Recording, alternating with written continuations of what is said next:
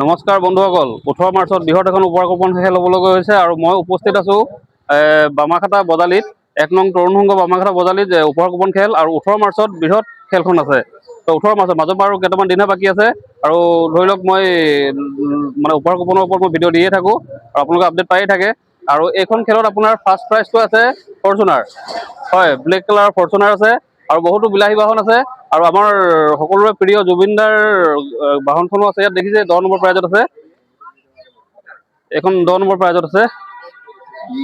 আৰু ধৰি লওক জেগাটো সৰু কাৰণে চব গাড়ী ৰখা সম্ভৱ নহয়, তো যিখিনি গাড়ী আছে মই দেখাই দিছোঁ আৰু সকলোৱে এটা টিকেট লৈ হ'লেও নিজৰ ভাগ্যত ট্ৰাই কৰিব পাৰে, কিয়নো আমাৰ বেক টু বেক প্ৰাইজ লাগি আছে।